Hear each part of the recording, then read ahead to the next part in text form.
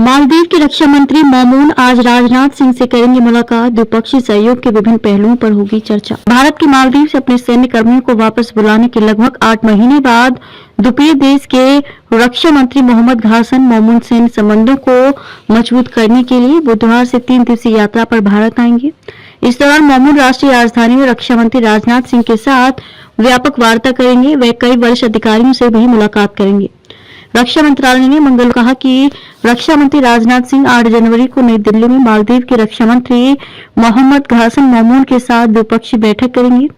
इसने कहा कि दोनों मंत्री मालदीव नेशनल डिफेंस फोर्स की क्षमता बढ़ाने के लिए प्रशिक्षण, अभ्यास और रक्षा परियोजनाओं के साथ साथ रक्षा उपकरणों की आपूर्ति सहित द्विपक्षीय रक्षा सहयोग के विभिन्न पहलुओं की समीक्षा करेंगे।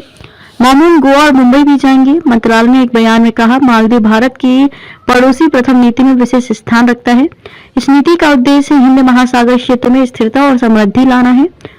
मौमून गोवा और मुंबई भी जाएंगे। ध्यान रहे कि भारत ने मालदीव के चीन समर्थक राष्ट्रपति मोहम्मद मोइज़ू की मांग के बाद हिंद महासागर द्वीप समूह में तैनात अपने लगभग 80 सैन्य कर्मियों को वापस बुला लिया था। इस पूरी घटना के बाद दोनों देशों के बीच संबंधों में गंभीर तनाव पैदा हो गया था। चीन पाकिस्तान के वायुसेना का तेजी से बढ़ाना चिंताजनक। वायुसेना प्रमुख air chief marshal AP Singh ने मंगलवार को कहा कि चीन और पाकिस्तान का अपनी वायुसेना को तेजी से बढ़ाना चिंताजनक है। वे 21वें सुब्रतो मुखर्जी सेमिनार को संबोधित कर रहे थे। उन्होंने कहा, जहां तक चीन का सवाल है, सिर्फ संख्या ही नहीं बल्कि तकनीक भी तेजी से बढ़ रही है।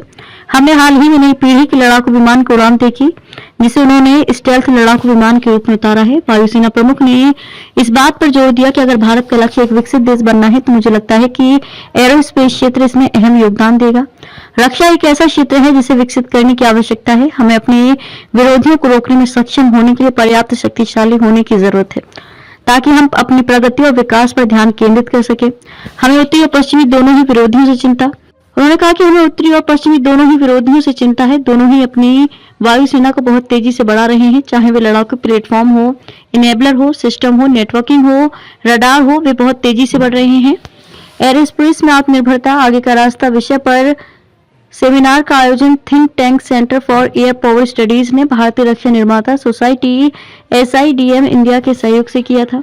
सेना को अभी तक 40 तेजस विमान भी नहीं मिले। अपने संबोधन में एपी सिंह इस क्षेत्र में रक्षा क्षेत्र में आत्मनिर्भरता हासिल करने की आवश्यकता पर जोर दिया। उन्होंने कहा कि हमें ये पहचानने की जरूरत है कि हम उस आत्मनिर्भर ट्रैक पर कैसे पहुंचे। धीमी उत्पादन दर air chief marshal AP Singh ने कहा कि सेना को अभी तक 40 तेजस विमान भी नहीं मिले हैं।